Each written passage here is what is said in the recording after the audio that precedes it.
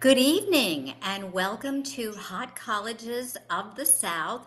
What does it take to get in?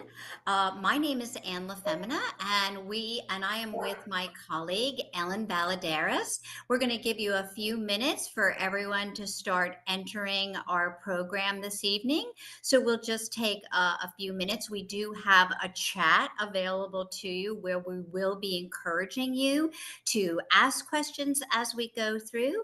But right now, let's just give everyone a minute to get in and get settled for our presentation this evening.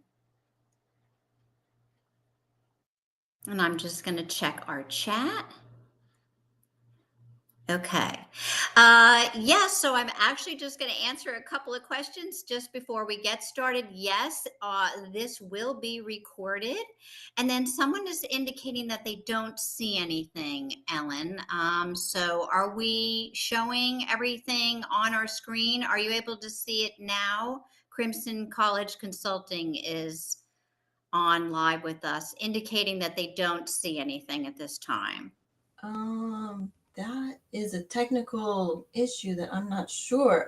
As far as we're concerned, maybe that you can go out and go in again. That's always my answer. Unplug and plug Yeah. it back.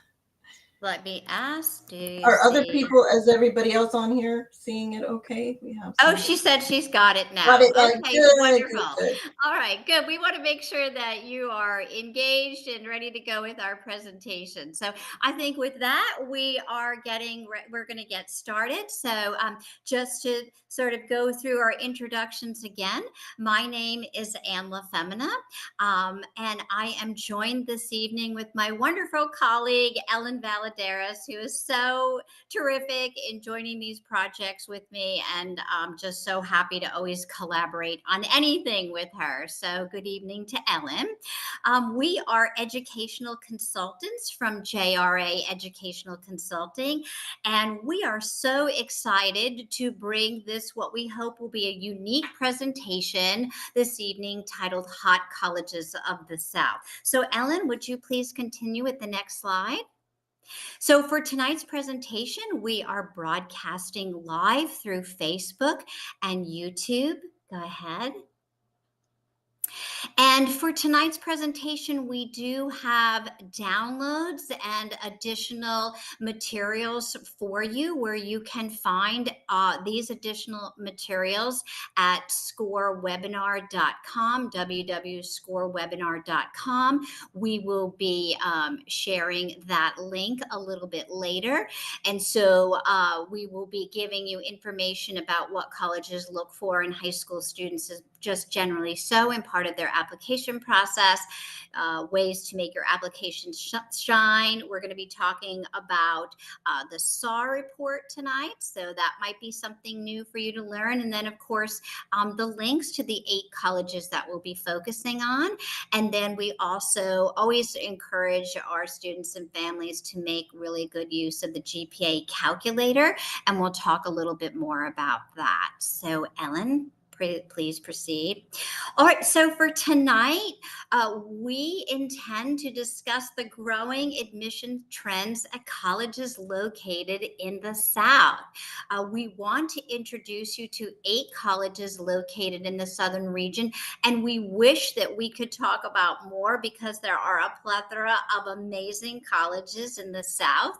But we're going to share with you how these 8 colleges that we're focusing on made tonight's presentation. We hope to add some context to their admissions criteria and what that looks like, particularly if you are looking to apply to these colleges or have some interest, show how these colleges are growing, and then maybe just add some additional tips and share some of the commonalities to these schools. And I think you'll see why we ended up selecting them. Now, coincidentally, Ellen and I are actually coming to you live from the South. We live in the Southern region, and for tonight's presentation, we are not talking about any colleges in Florida, and that is because our colleague and head of JRA, Judy Rabinovitz will be discussing Florida's dozen, the 12 state universities that make up the Florida State University system on September 18th at 6:30. I have to say that I actually first learned about JRA in watching one of Judy's webinars on this exact topic, and you will not leave disappointed. She does an amazing presentation, and certainly you will learn about 12 amazing universities in the South in the state of Florida. So go ahead, please. So let's kind of take now a pause now that you have some of that background, and let's talk about how Ellen and I kind of came to this decision to have this webinar and share in some of our understanding about colleges in the South. Well, right? Newsworthy, anything college moving forward and what trends look like. A Free Press just a few days ago recirculated an article that actually came out 2 years ago. Kids are giving up on elite colleges and heading south. And the student that's referenced in the article says, even if I could have gotten into Harvard, I wouldn't have gone. Keep going. And other articles sort of sharing and kind of giving us some information about the trends in Southern colleges being sort of hot in the admissions arena. Southern Exposure. This was from Town and Country magazine in October of 2020. College applicants are flocking to traditional Southern schools where the vibe is more rah-rah than radical reckoning. Is it a new front in the culture wars or just a twist in an overheated admissions cycle?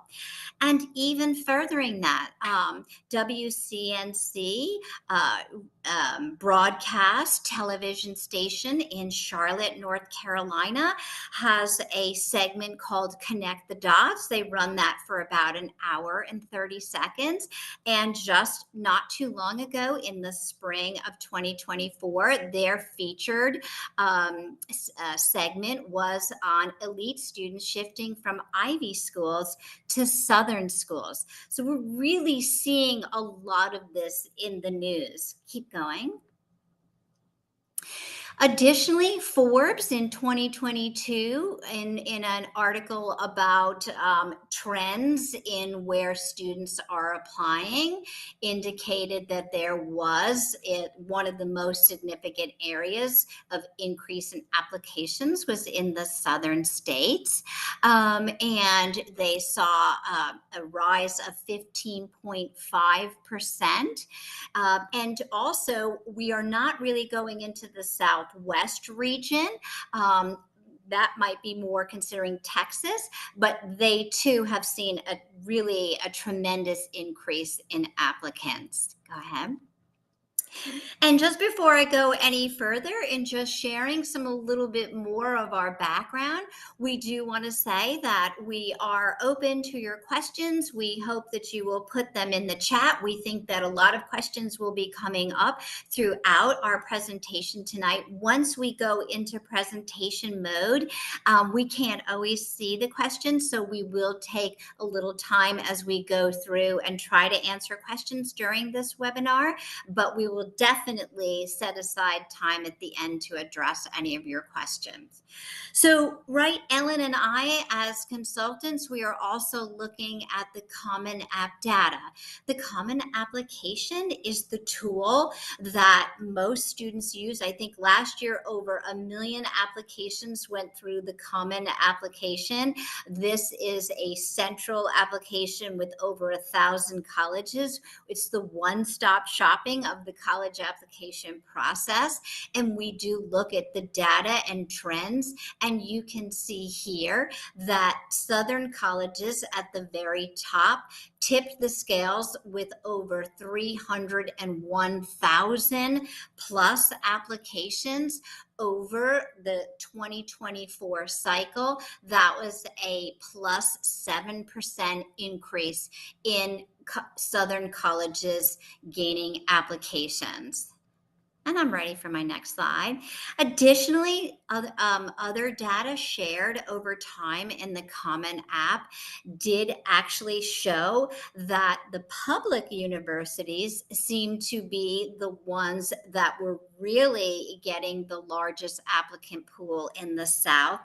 That number is 1,619,000 plus applications in the 23-24 cycle just to Southern public universities. And if you look at the chart, I don't have the arrow above, but you can see that the Southern region of the private universities also did have a large applicant pool of over 745,000 plus applicants.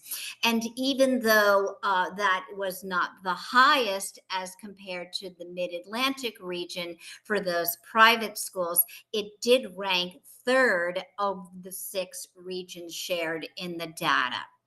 So we are certainly seeing a lot of information and the case to be made that Southern colleges and universities are getting a lot of attention and students are very excited about them. And that's how Ellen and I got to this point of determining that we wanted to bring this presentation to all of you.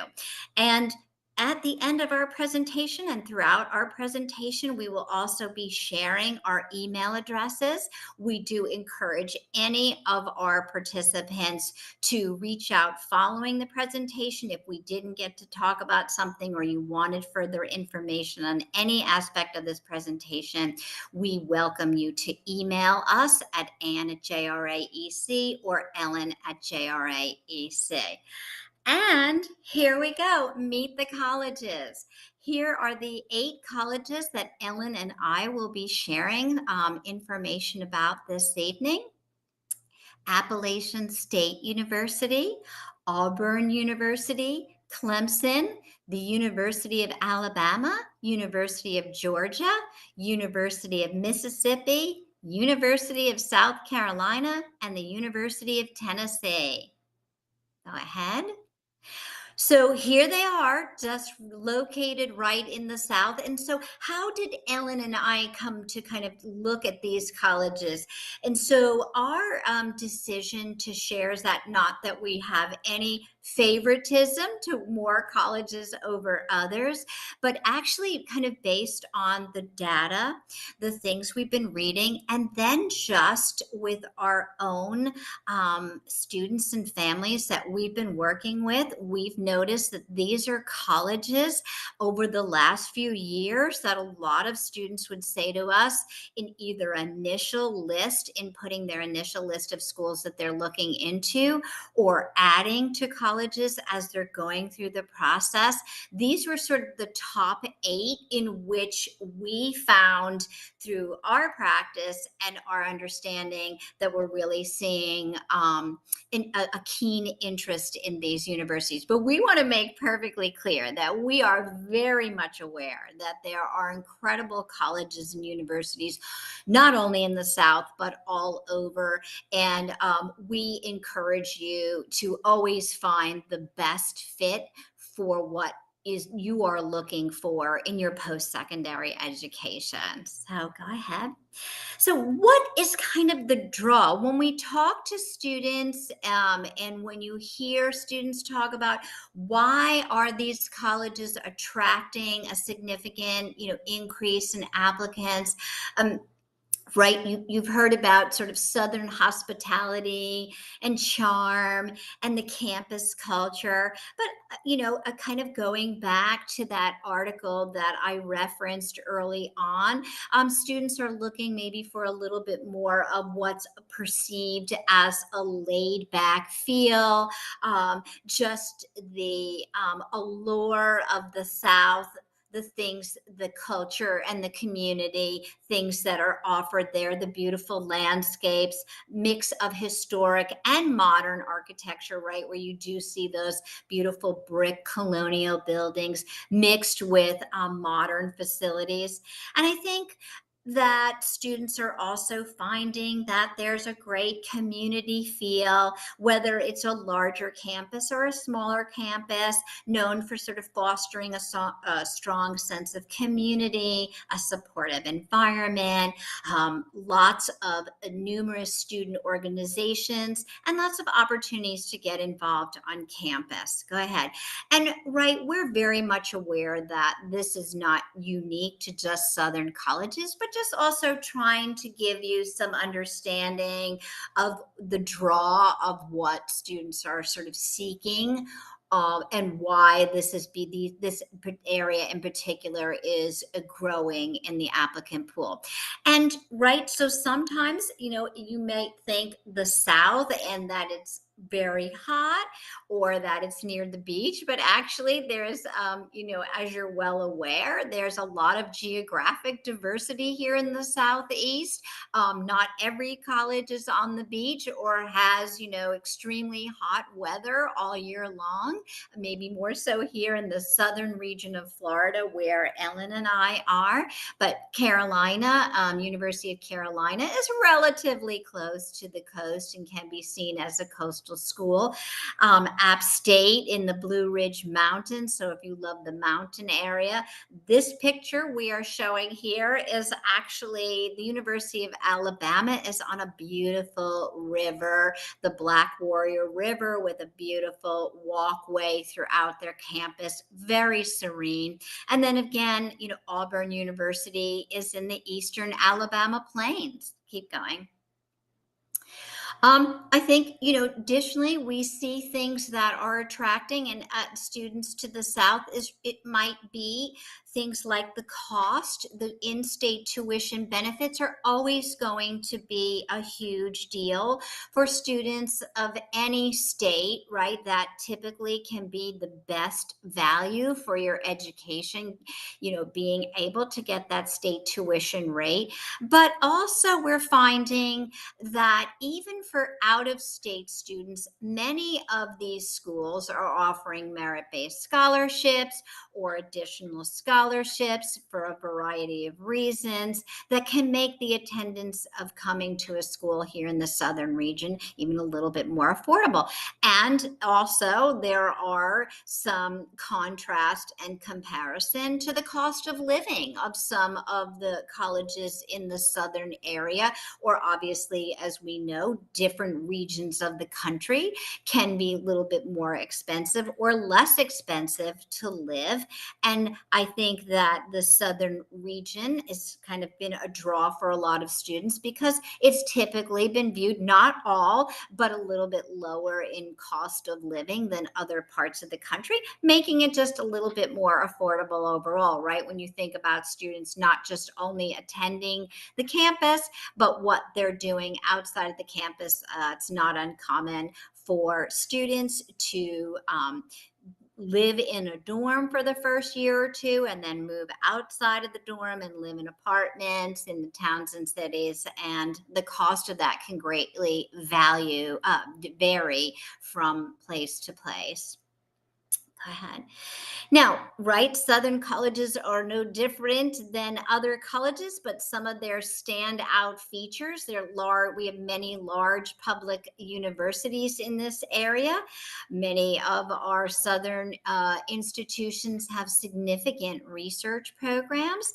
University of Georgia and Clemson are land-grant universities, which means that they will have strong programs in research, and anything that they learn or share or do, they will be sharing that with the public. So strong agricultural and engineer programs can be found there. Definitely the University of Alabama is very well known for their aerospace engineering and uniquely so severe weather research. Auburn University is known for its research in wireless engineering and cybersecurity. And let's continue. And then, of course, unique academic programs for some of the colleges we're talking about this evening. For example, Clemson's automotive engineering program, thanks to the partnership with BMW and other manufacturers. This has really sort of been a new trend for students. I think it's great that they have taken the helm on that. University of South Carolina, consistently known for their international business program. University of Tennessee, nuclear engineer, and definitely benefiting from that proximity to the Oak Ridge National Labs. App State, very well known for their sustainability development and renewable energy programs. And how wonderful is this and timely to our presentation tonight? The University of Mississippi has, I think, one of the only, but definitely known for their Center for the Study of Southern Culture. So that makes that very unique. Okay, Ellen. So with all of this in mind, right? News articles, interest in students, shifting demographics, changes in the way that students want to learn, where they want to learn, things that are happening in colleges in the South. What has then happened? Well, and of course, this is not unique really just to the Southern colleges, but the volume of applicants for all colleges, or many colleges, I didn't say all, but many colleges we're seeing have significantly increased. And I would have to say, and we're going to talk a little bit about this later, I think the University of Tennessee was probably the biggest shocker of them all this year in terms of what happened when they changed a little of their admissions, looking for in-state, but then also the rise in popularity of students being attracted to out of state. And this is where you're seeing how they generated almost 60,000 applicants this year. And so even if you're looking at something like Appalachian State and saying, well, that's not that many applicants, that's a huge application increase for them as well. So all of these colleges, imagine trying to gain admissions to the colleges that are, way above 10,000, way above 20,000, and so on and so forth in that admissions pool. And so Forbes shared that the growth, right? We saw that in that, going back to that Common App data and all the other data that we showed, that the growth rate in the southern region was, approximately 17% of those states were far larger than other regions in any other time frame. So this is really happening here in the South. Okay, so now we are going to start really diving into those 8 colleges that we will be sharing for tonight's presentation. And I am going to take it over, or have Ellen take it over at this point. Thank you, Anne. So much good information. I love doing these webinars with Anne, and she is a master of research and really finding a lot of data out there. And this is a really fun topic for us because, like she said, we have just seen it. For me, it's just been kind of an intuitive thing that's happened with our students and families of seeing these colleges appear more on their college list and not coming from us as much as coming from them. And I think it's just a natural evolution of the competitiveness of the Florida schools. And a lot of our Florida students are kind of just expanding beyond Florida, looking for options and going a little bit farther north. And so there's a lot of different opportunities. But so we're going to focus on a few, and we're going to start with Appalachian State University. So, and I will tell you that it is Appalachian State. I have learned, as I've visited North Carolina for many years over the summers. We go every year. And recently a friend informed me it's not Appalachia, it's Appalachia. So you always say Appalachian State University. And this past summer, I had the pleasure of taking a tour of App State. Just easier to say App State sometimes. Anyway, it is a gorgeous city that it's located in, Boone, North Carolina. And as you can see, there is a picture with snow on it. This is one of those ones that is definitely, you're going to get all of the seasons and you may get some snow, and there's mountains where you can go skiing. And it is a really nice campus. So located in Boone, there's about 20,000 undergrad students. I do want to talk about the location for a minute because it is one of those locations that is not really very close to a major city. Boone is pretty significant in and of itself, and it has Blowing Rock, a nice little town next to it. But as far as major airports, you would probably fly into either Asheville, which is about an hour and a half away, or Charlotte, which is about 2 hours away, or maybe a little more.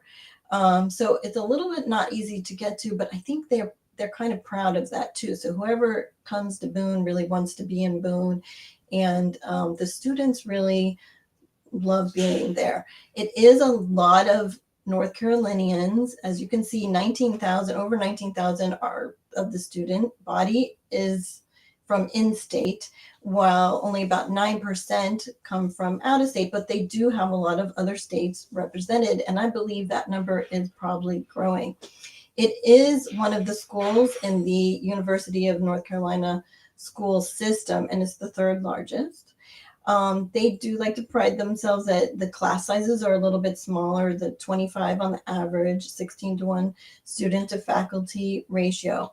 And like you're going to hear from us on all of these schools, very rah spirited, like Anne mentioned, all the schools that we're talking about tonight happen to really be very spirited schools. A lot of the 2/3 of the students do live off campus, and that's been a kind of a issue we've seen when we go back to Boone every year. Kind of Appalachian State has taken over a lot of buildings becoming dorms, hotels becoming dorms and things as it's growing. So some of the popular majors there are psychology, exercise science. Education is a big one. So anybody really interested in education, they're really very well known for their education school there. And they do offer many accelerated master's programs. I find a lot of these schools do that, but they have at least 20, over 20 majors where you can get a bachelor's and a master's degree, combine that in at 5 years minimum, which it could take longer if you were doing a undergrad for 4 years and then master's for 2 years. And so here's what we kind of learned about admissions. We want to kind of just help you with some of the ins and outs of these universities and what they're looking for in their admissions. So I guess it's new this year that App State is rolling. And what does that mean? So rolling admissions means that they are going to look at applications as they come in, and you are going to get a decision within 2 to 4 weeks. That also means it's going to be the sooner you get your apps in, the better, because they're going to start filling up the classes faster. So they are starting, it says, mid-September, which is right around the corner, about now. And you're going to get your decisions in starting in 4 weeks. So what a great way to go. So they are only on the Common App. Anything that you have extra that you're going to apply to, scholarships, honors college, or any extra applications, those are due by November 15th. I want to mention that they are test optional with a caveat. So anybody that has a 2.8 GPA and below, they will need to submit test scores. Otherwise, it's totally optional whether you submit. And, if you look at their 50% range, you should decide that way whether you want to submit or not. If you fall within that range, it's always good to submit your scores. So what else? They look at the application holistically. They said they love to read all the essays and about your activities. And they do have a statement on the Common App that's 250 words. And again, I want to stress something. I think that they call that an optional statement, but as far as we are concerned, there's never an optional essay. Only there's a few truly optional essays when they ask about maybe academic impacts or hardships, but something like this where it's asking why App State, always answer those. It's not really optional. So they're asking, after reviewing our institutional mission statement, please describe why you are interested in attending App State. Your response is an important factor in distinguishing an admissible candidate. You can, tells you can talk. So anyway, look at that, and that's a why this university. So they really want to know that you've kind of studied up on who they are and listen to a webinar maybe, and answer that question, why you are a good fit, why what you have that matches with what they have. So some fun facts about them. One thing I want to mention, a couple things. They do have a textbook rental program that they're very proud of. So students don't have to purchase books and worry about reselling them and everything. They actually just rent them and then return them. So that makes it a very easy process. They are very big on the snow sports, so it's actually part of their PE. So I've heard it's very competitive to get in those classes, but they have PE classes for skiing and snowboarding. So the kind of student, if you're a student who really loves outdoors and you love, hiking and doing those kinds of snow sports and just being in nature, I think App State is really worth a look for you.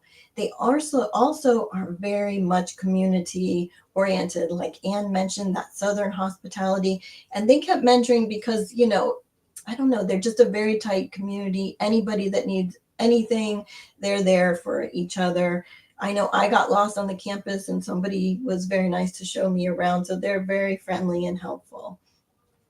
They also have the D1 sports. The town of Boone shuts down every time there's a game, and it's all focused on football and fun.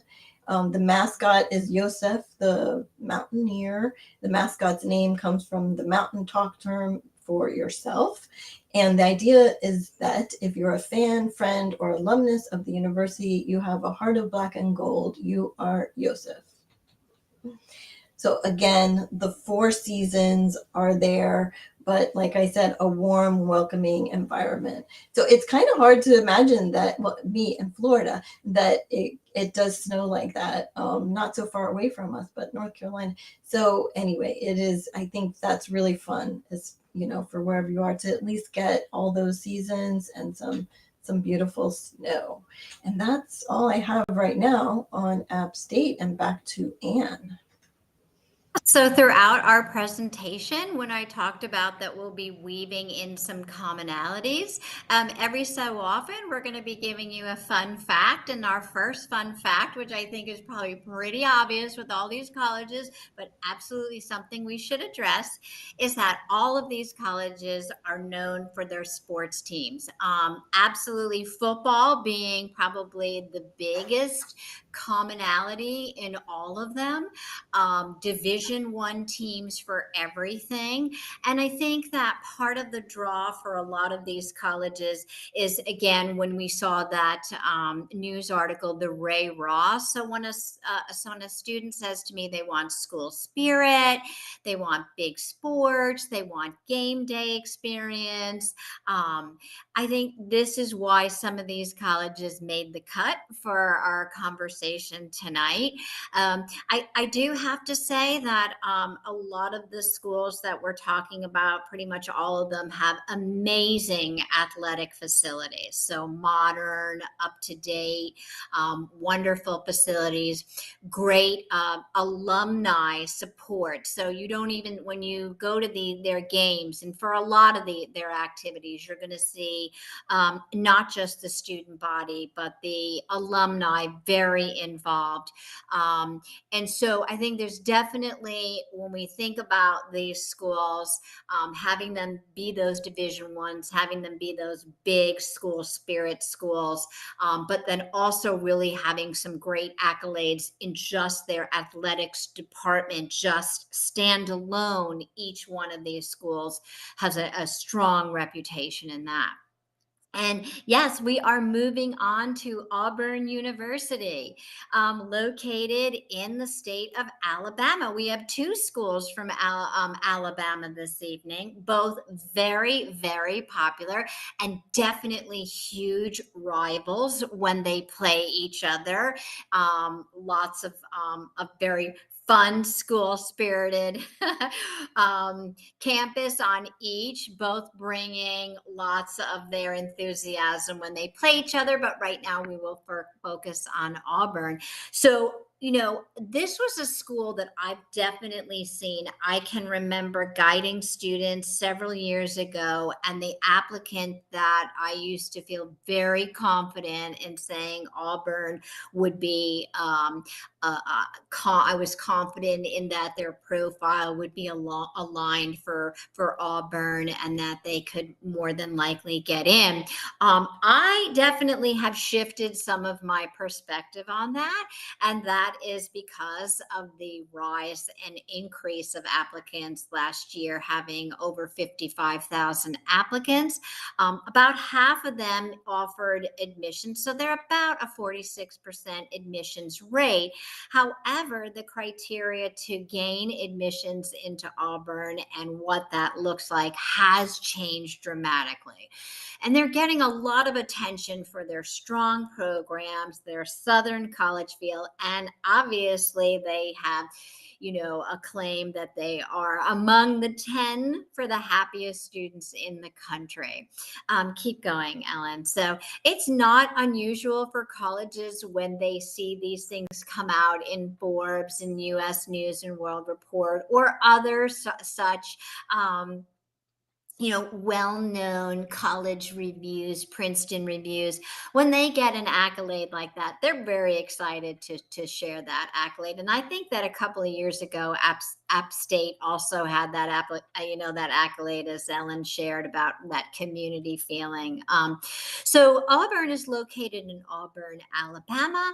They cover, their campus covers over or close to almost 2,000 acres. They are a large school with a total of 33,000 students, 26,000 undergraduates, but also a strong graduate population there too, with some amazing graduate programs. Let's continue.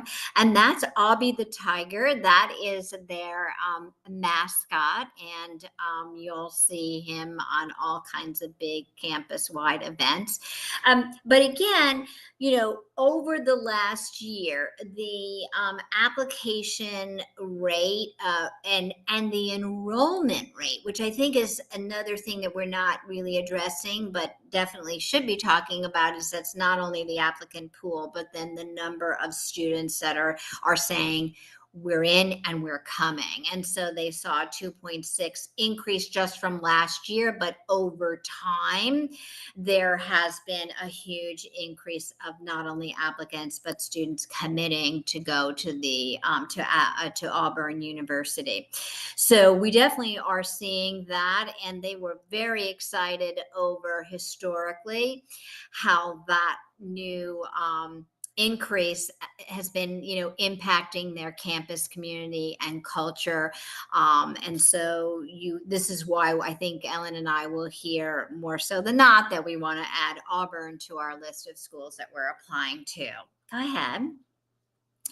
So some of their more popular majors, I think that, very strong in business. I did talk a little bit about their engineering earlier, their computer information sciences and supportive services. Also a great campus for visual and performing arts. But I think that's something they're really also very well known for is their agriculture programs, agricultural, animal, plant, and veterinarian sciences, particularly also on that graduate program, are things that are very attractive to students who are studying those majors. And they have some great things I'm going to share with you that you wouldn't think would be on a campus in Alabama, of all places. But let's go ahead. So, Ellen shared that App State is on the Common App, but it's not uncommon for colleges to have two sets of ways to apply. Two means meaning that you can either choose the common application or you can choose the what's called the institutional application or their own application.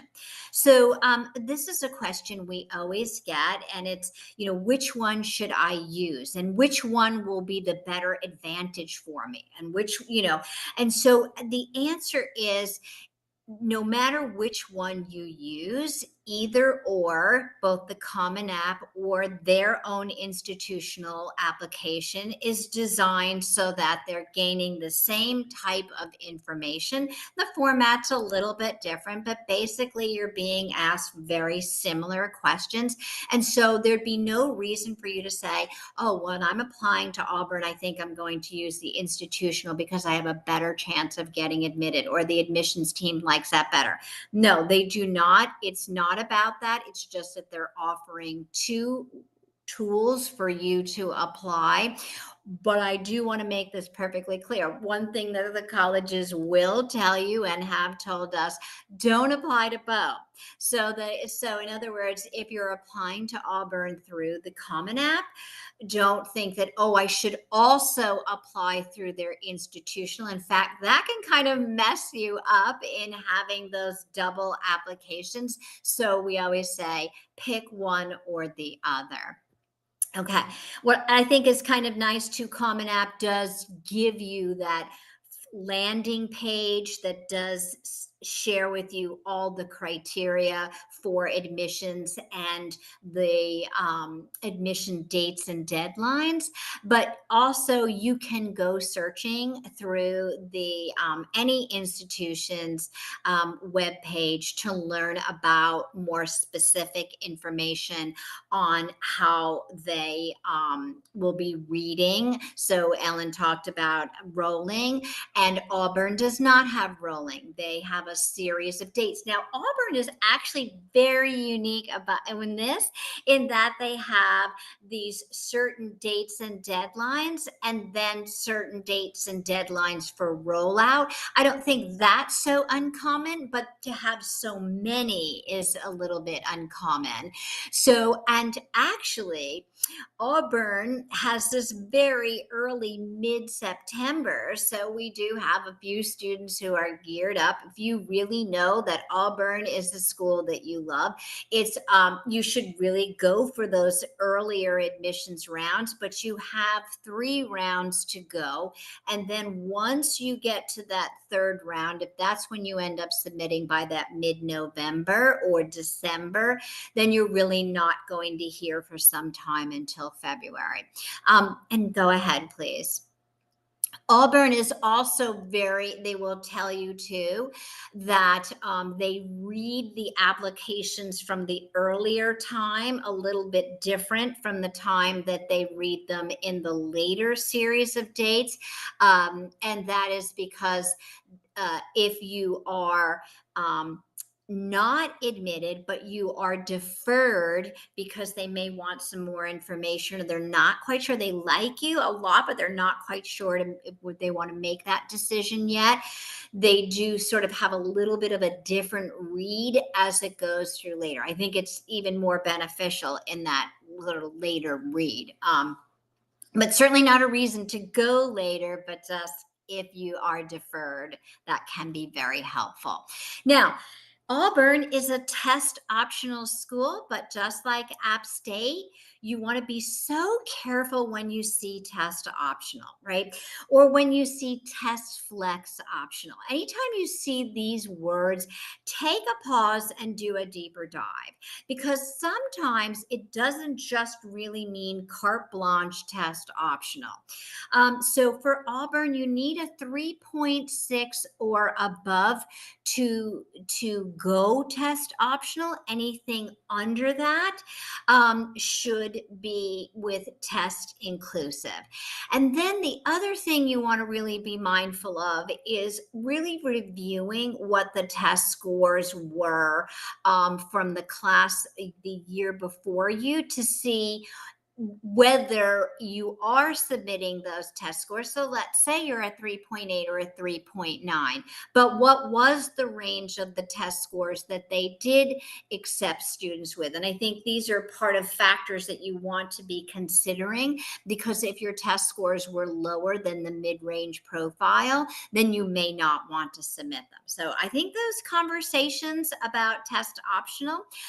Also, Auburn does not require letters of recommendation, but they do allow for up to two, and they from your teachers, and they also will allow for up to two outside recommenders, and that could be from a coach, a clergy, an employee, or someone else that can speak to who you are and make the case for why you should be admitted. Let's go on.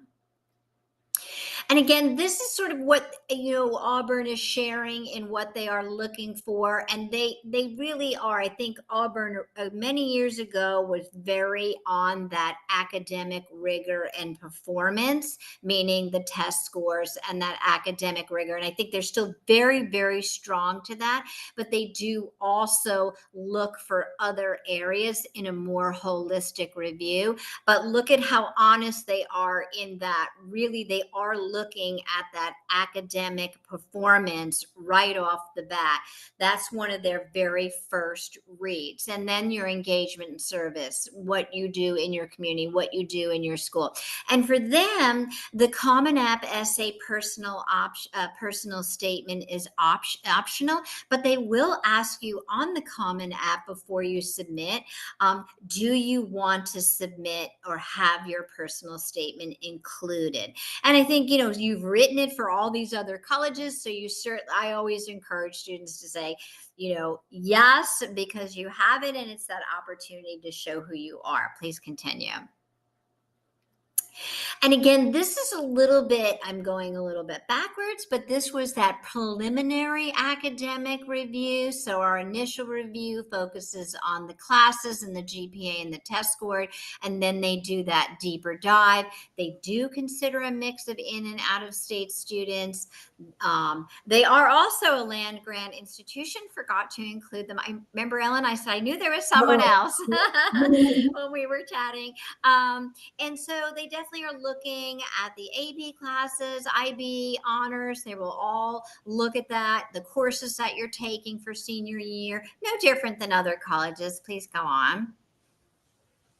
And I think this is kind of a cool thing. We haven't talked about this, but I know that there are colleges that I'll talk about and Ellen will talk about that will be where you have this wonderful opportunity to upload your high school resume, that true rep list of colleges, of activities that you've participated in throughout your high school career.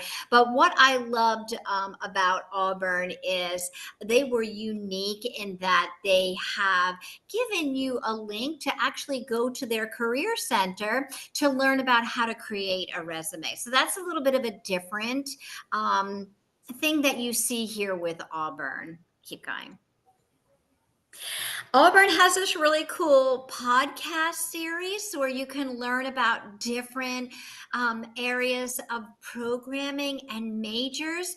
I'm a big LinkedIn person, so I find these really exciting. I follow them on LinkedIn, but you can go into their website, search for their podcast, and every couple of time, I don't remember exactly how often it is, but they have series of episodes. So if you wanted to learn about athletics, or you wanted to learn about their hospitality or their entrepreneur program, how fun is that to be able to listen to their podcast from the actual staff members who are implementing that or at the helm of that? And we'll move forward. And just another kind of cool thing, when I told you a little bit about the farming and agriculture, I thought this was kind of a neat picture to show you that fishery programs, which are helping farmers whose catfish are growing too big and too fast, right? Well, this is something that Auburn is working on through their field studies and outreach. Researchers are working to find a solution for big catfish eating smaller fish on commercial farms. And this is actually an aerial view on the right of their studies on that. And then on the left, this is their engineering lab and their site for their research on plant species and stormwater basins. So just kind of a cool fact as we wrap up our conversation on Auburn. And I think, Ellen, you're up. Okay, next, Clemson. That was a deep dive into Auburn. Thank you. And what I loved about us putting this webinar together is we both were kind of learning from each other some new things and sharing with our students, like those podcasts I had never heard. And I shared that with one of my students who's applying there. So awesome little tidbits we've learned that we're passing on. Anyway, and now I'm going to move on to Clemson University. Another one, I'm going to say, of course, you think of Clemson, you think of football, you think of sports, maybe, or maybe you don't. You maybe think of their purple and orange. But it's definitely, the other day, we overheard a student saying that Clemson was one of their backup schools. And a couple of us just giggled to ourselves because Clemson is nobody's backup school these days. It's, like all of them, like Auburn Ann was mentioning, has become, a very competitive school, because as the volume of applications are growing, like a lot of the colleges that we keep talking about, so do their GPAs. They're trying to, I want to say whittle down their class. And so they're making it a little bit more competitive for those who are applying. And they've had a lot of applications. This is not last year's, but the year before, but it continues to increase. So 60,000 applications, 22,000 accepted, 4,000, or about 4,500 enrolled. And you can see, so their SAT mid-range starts at 1240 and goes to 1400. That's the mid-range of accepted admitted students, and the ACT 28 to 32, which is really, kind of up there in the competitive range. And their GPA is, I think, about 4.0, we decided. So it is located in Clemson, South Carolina, which is upstate South Carolina. It's 2.5 hours from Atlanta and Charlotte, and it's 30 miles from Greenville. So Anne had mentioned about the BMW partnership, and that's because BMW is headquartered in the Greenville, Spartanburg area. And that is a great little growing area as well. So the students really can take advantage of a lot of things that are going on there. And it's also very close to Asheville, North Carolina. So lots going around there.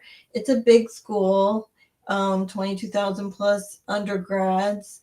You do have about 51% that are South Carolina residents. Again, a lot of these schools are going to pull mostly from in-state, but this one has quite a bit coming from other states and 26 foreign countries represented, so that's great. So again, they are very spirited. They're a research institution. Housing is guaranteed for freshmen, and there is study abroad for every major. They are very spirited with lots and lots of fun traditions. One of them is the Solid Orange Fridays. And so everyone on campus dresses up in orange, and it's an orange out, so there's just a lot going on, and they have a lot of wonderful traditions like that. Okay, so they are one of the ones we've had. It's funny, we had a rolling, and then we had Auburn with its different rounds of admissions, which is really unique. And now we're going to get into some of these early deadlines. And Clemson is one of those. We're seeing a lot more of these October 15th deadlines as an early action. And just to clarify, in case you're not certain, early action is a non-binding application, not early decision. If you were applying early decision somewhere, that would be a binding. These are all public schools, and I don't believe any of them offer that kind of a decision. That's mostly with private institutions.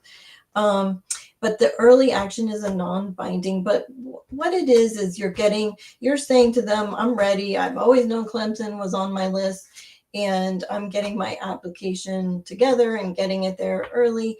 And they don't require the materials like your SAT scores if you're submitting them, and other materials that we'll go over in a minute are not required until November 1st. But what happens with early action, you will get your decision a little bit earlier, so about mid-December. So a lot of these colleges that have the October 15th, you're going to hear probably early to mid-December. Now, the regular decision is going to be January 1st deadline. So if you need a little more time to get a better test score or whatever, raise your GPA, you would go for the regular decision deadline, and then you would hear about mid-February, which still is not too bad for that. So some interesting new things that are happening at Clemson. If you're admitted, they do offer, sometimes they will offer you some different pathways to admission. So you might get a summer start, you might get some other kinds of starts, a bridge to Clemson. They might offer you some different things. But this year, anybody who's admitted for fall or summer, they can apply to something called the Global Start program, which is very interesting. And so for the summer before you start, and well, if you're starting in summer, it would be there, but the summer before the fall that you would start, you can go to an international location, and you'd be with a cohort of Clemson students and start earning college credit. So that's a really cool program. And so just I think it's a great way to start bonding with classmates. And so you do have to apply to that, I guess, if you're offered that. So here's a couple of points that from their admissions rep. Again, they do a holistic admissions review. They do focus, like as you heard with Auburn, very heavily. Academics is going to be their main focus and rigor of academics. So they're going to look mostly at your GPA, well, firstly, and mostly at your GPA and your class standing, your high school course rigor. And that's always taken within the context of your school, right?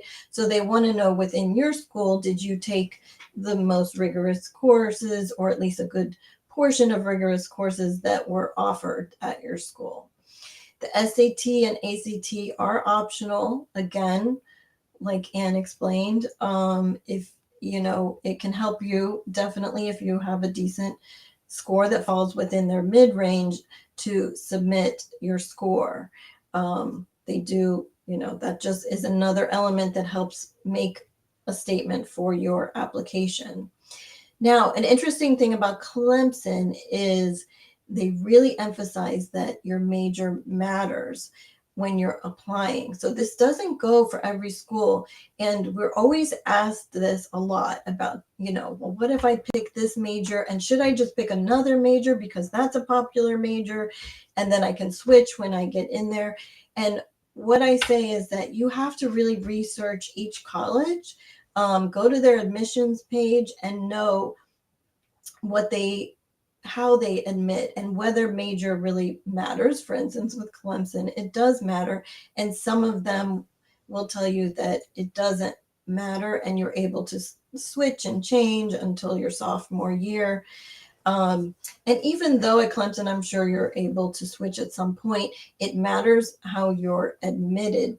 So they ask that you definitely provide a first choice and a second choice.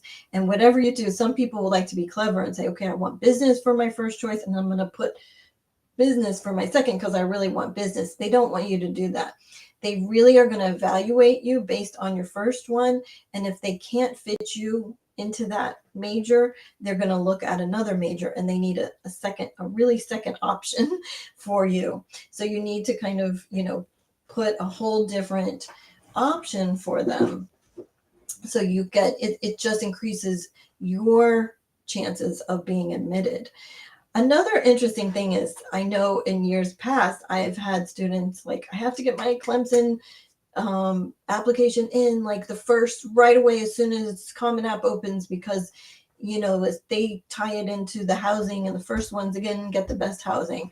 So the admissions rep clarified for me that that is no longer a thing, and it's no longer tied to the date of application submission, and they have other ways of determining your housing this year. So I think that's good news, because we don't need to worry about that so much, but you will have to find out about the housing. That is part of the process once you've submitted your application.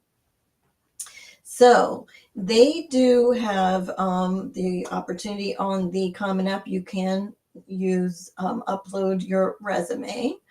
Something sometimes we recommend, I'm just going to throw this in as a little tip, when you're submitting resumes to different universities, that it's fun if you can color code them with the colors of that university that you're submitting to. Make sure to change it for each one that you're doing and make sure it's the right colors.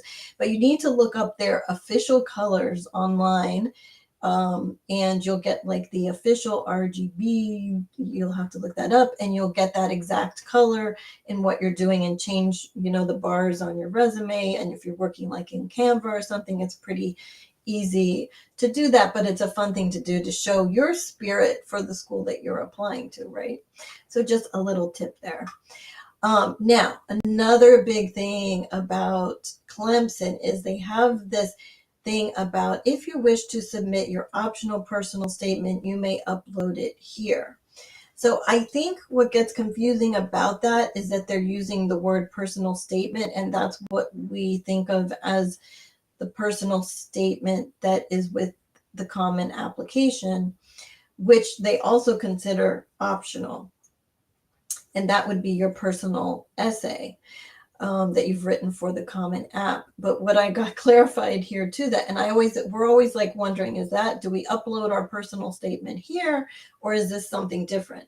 So what was clarified is, yes, this is something different. This is not the personal statement. If you have your personal statement essay, your personal essay in the Common App, they will review that, although that is optional, but if it's there, they will look at it.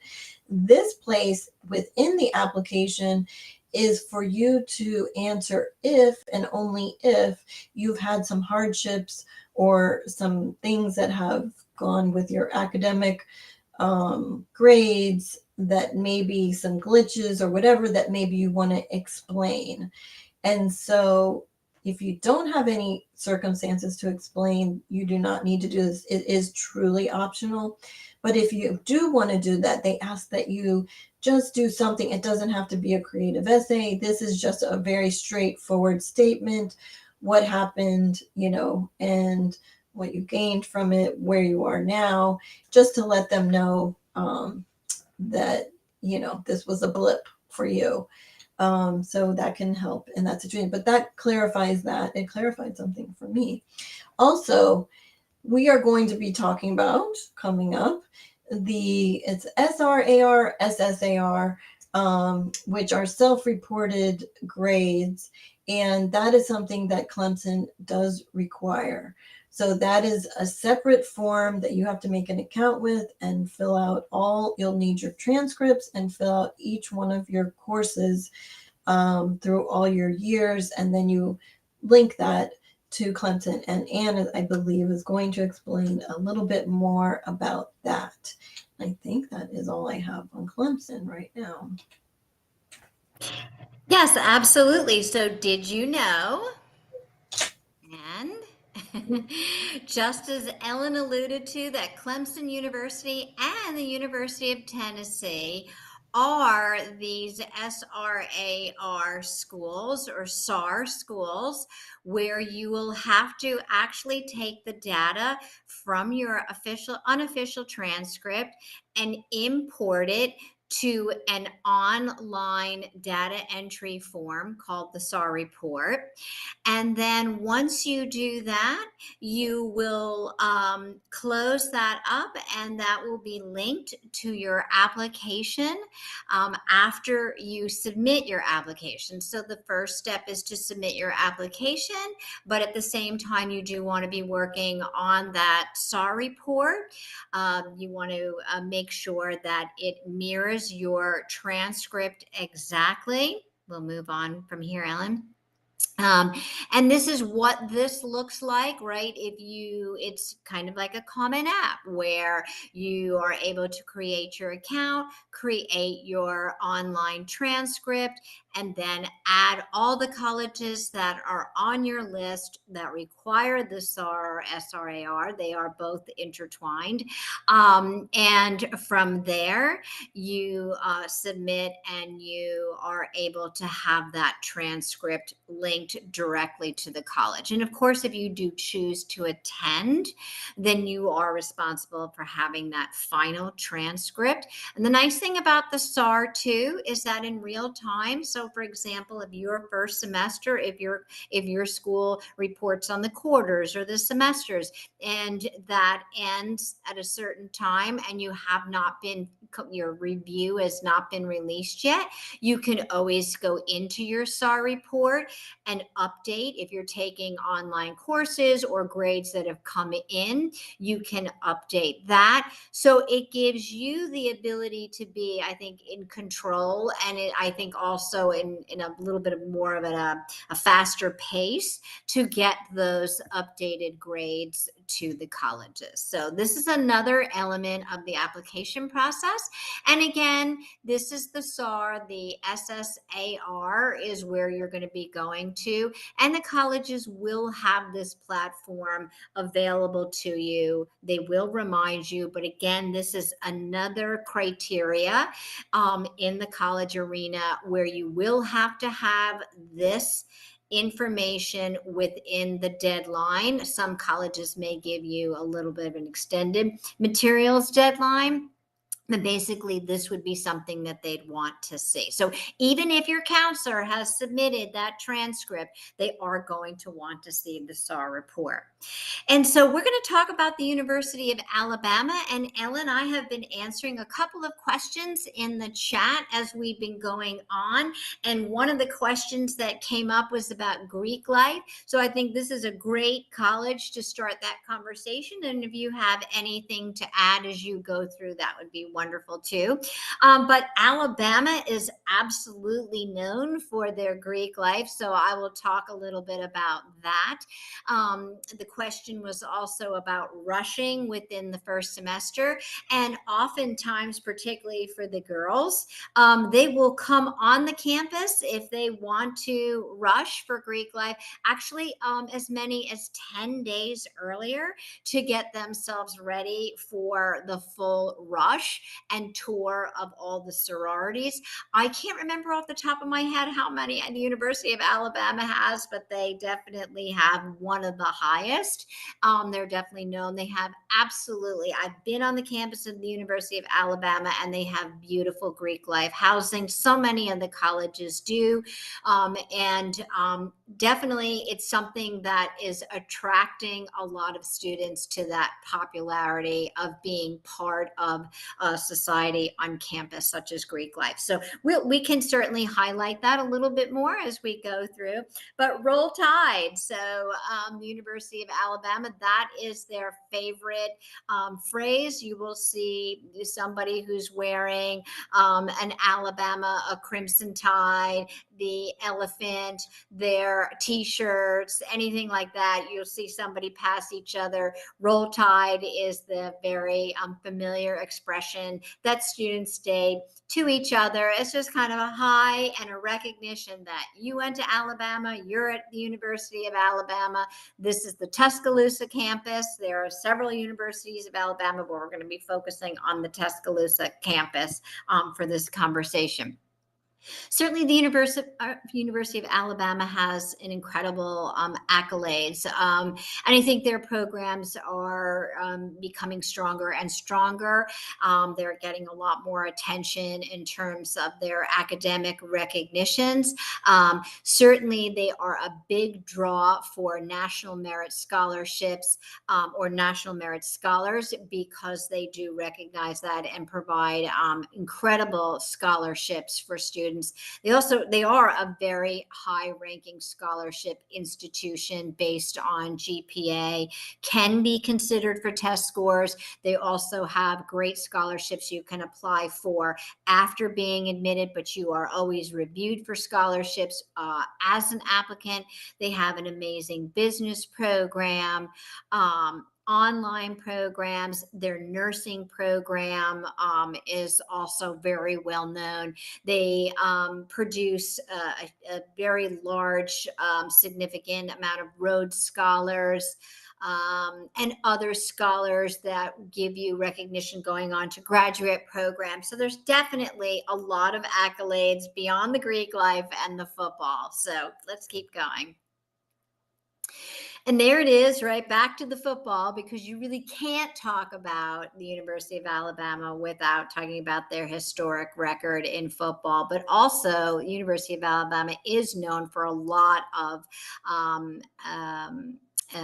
athletic programs. And so, but definitely their football is obviously their most, I think, well known and big supported. Huge, the nation's largest on campus football stadium.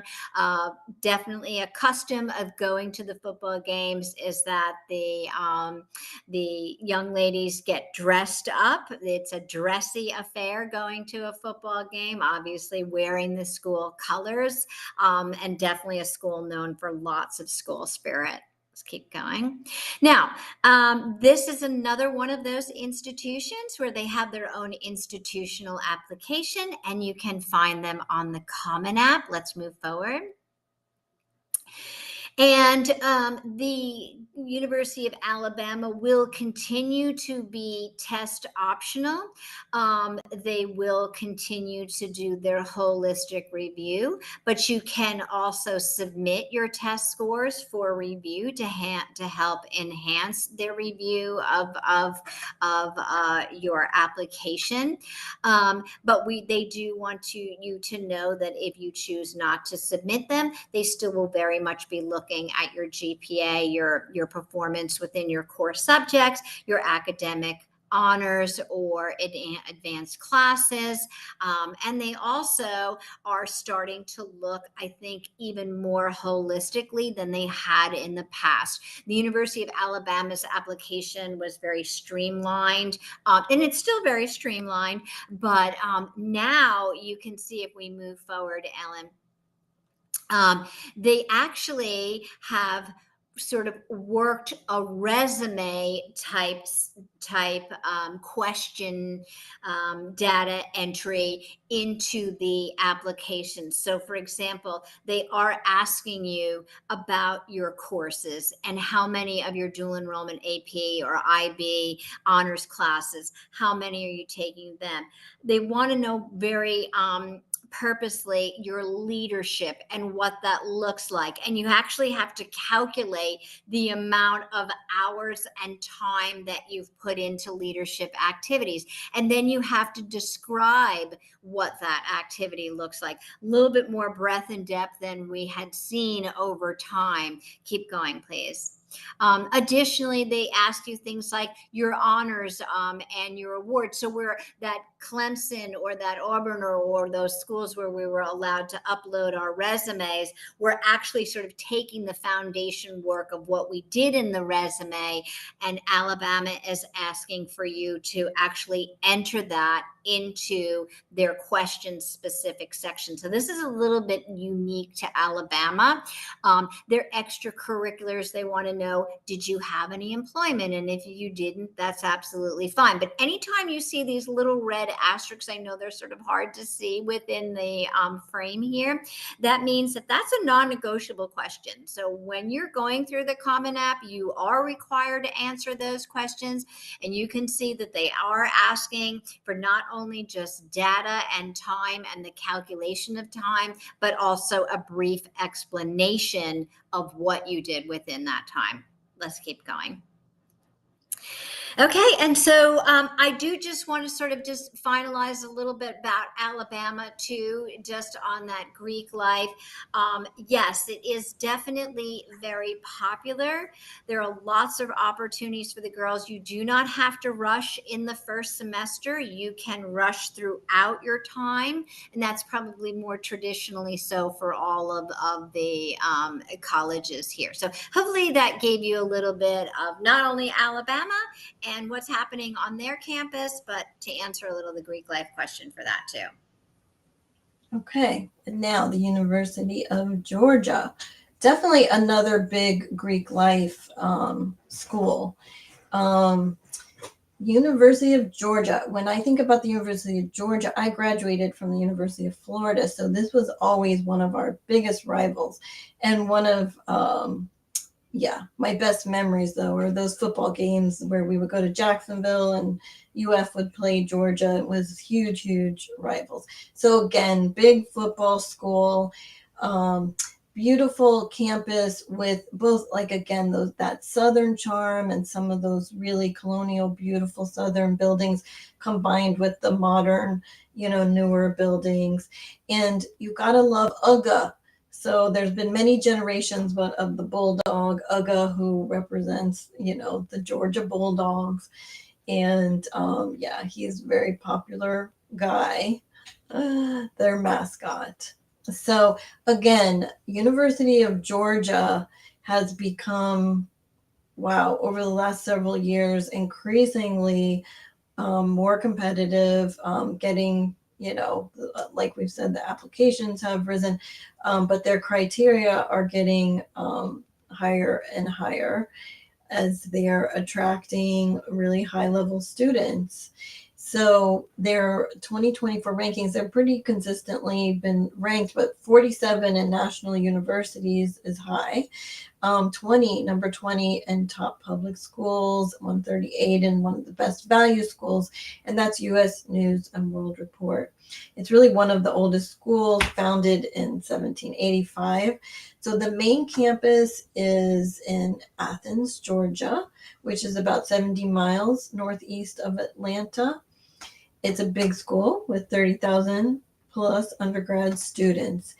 There's a lot of flexibility at Georgia. There's a lot of organizations. There are many, many study abroad programs and many majors, as we'll talk about, and some flexibilities within their majors.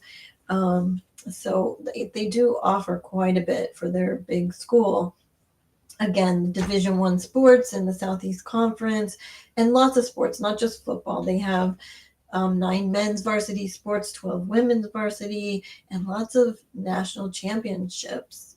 You can't deny that. So here again, the football. But I love this. If you see, this is like on what they do with the freshman class, and they'll line them up so that G is all students lined up there, and probably the freshman class making that nice G on the field. And that's always fun to see those freshman pictures when you're starting.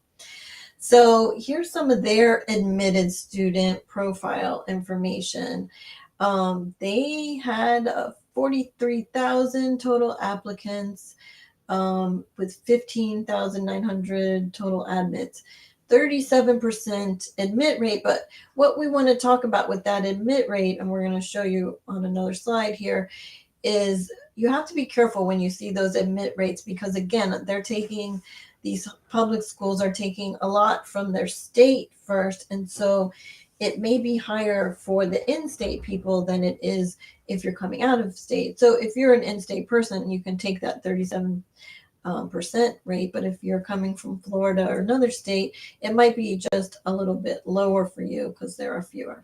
Their academic profile, their core, they look at a core GPA. So what does that mean? They recalculate your GPA for the core courses only, and that's a weighted core of average between 4.05 and 433.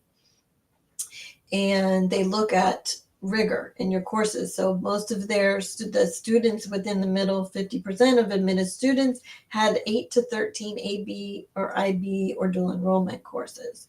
So they're definitely looking that you stretched yourself and took that rigor. And Georgia now, I believe, is the only school we're focusing on that does require a test score. So there's no optional here. It doesn't matter what your GPA is. Here you are going to have to submit a score. Their range was 1280 to 1470, the mid-range for their admitted students. But anyway, that doesn't matter. You will have to submit your score regardless. So they will look at, everything, your whole academic profile. But one thing I really love, and I think that Anne had helped me find this fact, but it's so fun. So of their admitted students last year, 25 of them, their first name is Georgia. So I thought that was really cute. Okay, so again, here is the popular majors and the biology, psychology, finance, business, marketing, computer science, one of the most popular majors. And again, they have tons of this. It's called the Double Dogs program, where you can combine your bachelor's and master's and get out in 5 years or less with a master's degree, which is awesome. And they have 100 options, more than 100 options, but you can also create your own. So if you're really a motivated student and know you want your master's degree, and there's all kinds of ways you can work with them to create your own program with that, which is really exciting. And one of the things is that saves money, right, on tuition. So this I found really helpful, and there was a lot more on their page. So I don't know if you want to take a picture of this, but this page that they have about the admission tips, hints, and myths, just that URL, you might want to go if you're filling out. I want to say a lot of the colleges do have help. Georgia definitely has some good online help for when you're filling out their applications and what they're looking for. But a lot, so, do research that and use those little links you'll find in the Common App, and, go to those and it'll answer a lot of your questions. So here we go. This one, Georgia says they do not admit based on major. So this is a little bit different than Clemson. Now here they also talk about the makeup of the school. Their goal is to enroll a freshman class with 80% in-state students. So that leaves 20% for out-of-state students. So it depends on the strength of the applicant pool as to how that impacts admission and Georgia residency. But so you can see 80% in-state is pretty heavy and 20% out-of-state. So they really are working to admit their Georgia kids first and foremost. They do, as I mentioned, they recalculate your GPA. So they look at it, your core courses, so English, math, science, social sciences, and foreign language. They also count AP art and music theory courses into the GPA for those people that have those. So that's interesting. But there's a lot of little hints on that page too that you might want to go and look at. They are another one who has the October 15th early action deadline, and applying then I think you hear back from them early to mid-December usually. And their materials deadline, this is a little different. I think it's a little tricky because usually it's November 1st, but they're saying October 29th is the materials deadline. The best thing to do is really try to get everything in mostly around when you're submitting your application anyway, and not get too much leeway with that other deadline, because you just don't want to miss that deadline, because then you're application is going to go into regular decision. So if you want to be in that early action pool, then you really want to get in your scores and whatever materials are required by that deadline or very soon after that. So here's what they require. They require the application for admission on the Common App, and it includes short answer essays. As far as I know, there's one essay on the Common App for Georgia. We're going to talk about that. They do ask for your official high school transcript to be sent to them, and the counselor school evaluation, the scores, as we said, and you can submit an optional teacher recommendation. So another interesting thing that they have on the Common App is they are going to ask, it's funny that they all do these little things, but it's good to be prepared. So for University of Georgia, you really need to have an unofficial transcript with you as you're filling out your application, because they are going to ask you to self-report your grades in a unique way because they don't do it on the courses and grades. They don't use the SSAR. They're doing this their own way through the Common App. And again, if you see this link, and this will come up on your Common App, it says, if you have questions, view our self-reported grades page FAQ. So for the frequently asked questions, I would definitely go to that link before and during, while you're filling that out, because I'm sure questions will come up. But here's an example. I'm not sure how well you can read this. But first they're going to ask, and this is going to be for, all your years 9th through 12th grade. They're first going to ask you for how many full year AP, IB, ACE dual enrollment courses will you have completed. So they're asking for a total number. And then they ask about that music and computer science. And then they get into each grade. And so this is just the first example, but 9th grade, they're just going to ask you to total up in 9th grade. How many A's did you get? How many B's? This person got a lot of A's. And then they're going to ask you of how many of those classes were AB, AP, or whatever. So just make sure you look at some of the things about whether it's a full credit course. If it's a full year course, it would be 1 credit, while AP economics is generally a half year. So there's some little things that get caught up on, but it's doing a little bit of math and just making sure you count your courses. So, and then finally on Common App, they do have an essay that's kind of new, I think either last year or the year before, maybe it was new last year, that I really like. But it's a fun one, and it kind of asks for you to share something about a book that you've read that had a serious impact on you when you were making the transition from middle school to high school. And they kind of clarify, it doesn't mean that you have to have read it in middle school, but something that really reflects about how you made it. Of course, it's always a big transition between middle school and high school. And it can be, anything. Again, like they say, don't make it a book report. It's not like you're telling about the book. Remember that every supplemental essay, while you may groan over them, they are opportunities for you to tell something about yourself. So whatever you've said in your Common App is one thing in that essay, and they've seen your activities and they've got, now this is another opportunity for you to say something new about yourself. So, think about that. It's not a book report. It's thinking about what you want to say about yourself and a story that kind of ties in via a book that you might have read. So it takes a little brainstorming, but it should be a fun one to write. And it's only a maximum of 300 words. And back to you. Okay, did you know? And let's find out.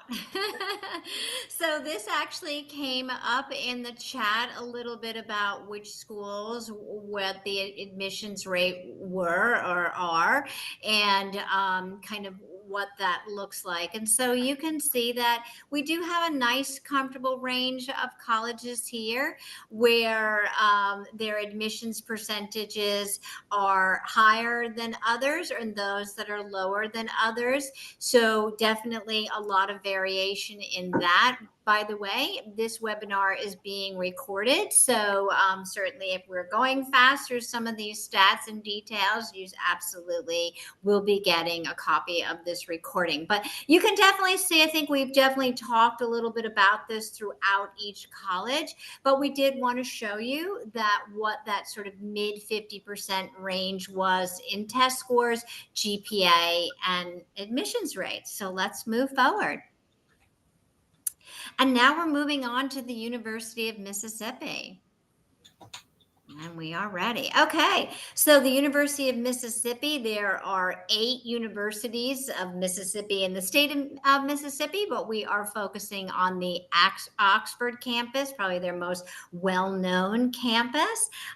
Certainly Oxford is an area where students come to that Mississippi campus, to that University of Mississippi campus to gather tailgating, sports, athletics, footballs. They're called the Ole Miss Rebels is what they call themselves. Lots of school spirit, a great town and community, lots of food places, shopping, things like that built. So it's a college town. Really fun.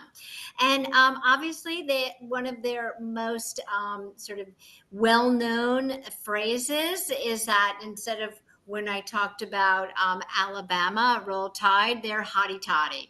So you're definitely always going to see that hotty toddy. It's a greeting, a cheer, and a sign of school pride, and unique to Mississippi. Some of their most popular majors on the campus there are going to be anything from nursing, financing, big education institution, biology and biological sciences, business and criminal justice, law enforcement, very popular majors at the University of Mississippi. Also known as Ole Miss. So remember Appalachian State was App State. So Ole Miss is sort of the more known phrase when you talk about University of Mississippi. And I think it's always important whenever we see on a college campus growth, development, building, that's always a great sign of a thriving campus. And so the University of Mississippi was very excited to recently open their science and technology building. It was one of their largest academic projects, big STEM center that hosts an innovative learning spaces, classrooms, interactive facilities, labs, lecture centers, and then also has a big food court, a 3D visualization lab. And really, when they built this with the idea that they wanted to be one of the top STEM educational facilities in the nation. So this is a big pride and joy for the University of Mississippi. Go ahead. And then this is sort of a sample from the Grove, and the Grove is their main center where the students come for those football games. There they are, rushing out to the Grove early in the morning with their tents, getting set up for their big celebration. Lots of going on, students getting ready to cheer their teams on. Really a fun school spirit place. Great for sororities, Greek life. That was a conversation that was asked about. So definitely a school known for that. And again, right, we've been talking about all of these colleges with great athletic accolades. And so certainly when it comes to Ole Miss, they are no different. But interestingly enough, with the Olympics just passing, they had some students represented in in the Olympics. And actually, fun fact, I'm just taking a peek over to my notes so I make sure I get this right. Of the colleges on our list tonight, sort of big numbers, I think in the top 20 or so of colleges having the biggest representation. University of Tennessee had 33 athletes and UGA had 27. Mm, So definitely you see a lot of our colleges. I think California, some of the California colleges were the most prevalent, but actually there were quite a few in the southern region where there was a lot of representation in the Olympics. So kind of just a fun fact for that. Again, Mississippi is a college that has both the institutional application and then the Common App application. I would say that Mississippi has a very friendly, user-friendly application, and same for when you would apply on the Common App. They also have rolling admissions, and they go very late into the year, almost through the summer. So if you are sort of thinking you're a little bit late to the process, as you go through your senior year, Ole Miss is a school that you can rely on to apply much later after many deadlines have passed. Let's keep going. Now, one of the tools that I wanted to just showcase in this is that I think one of the reasons where you may want to apply to a college on the Common App over applying through the institution. And again, it really doesn't matter, but the Common App has this great little tool within the dashboard, and I just sort of piecemealed it together. So it's a little off because I couldn't get the full picture on the screen here, but you're able to, if you are applying to all 8 of these colleges through the Common App, this gives you the Common App grid on the dashboard, gives you a nice clear read of whether they want test scores or not, what the early action or rolling decisions or final deadlines are, how much you're going to have to pay for each application, and other criteria in terms of recommendations, whether required or not. So this is kind of a nice little tool to take advantage of if you're using the Common App and not using the institutional applications, because you really in real time can get to see that. And again, just as we've been sharing all night long, read, and follow up. Even though you see these things advertised within the Common App, be absolutely sure that when it comes to submitting your test scores or not submitting your test scores in a test optional arena, make sure that you are well within that requirement. You're going to see, if you can continue, Ellen, that if you are a non-resident student with a 3.2 unweighted cumulative GPA or higher, and that's why we did show you that reference to the GPA recalculation, and Ellen referenced that as well earlier on about a recalculated GPA, then you would be optional. But if it was under that, then you do need to send your test scores. And there's a little bit of a different criteria for both a Mississippi in-state student and out-of-state student. But non-residents are definitely encouraged to apply early, because obviously a state university is very much leaning towards their state residents, but do have spots for out of state as well. The whole arena becomes very competitive.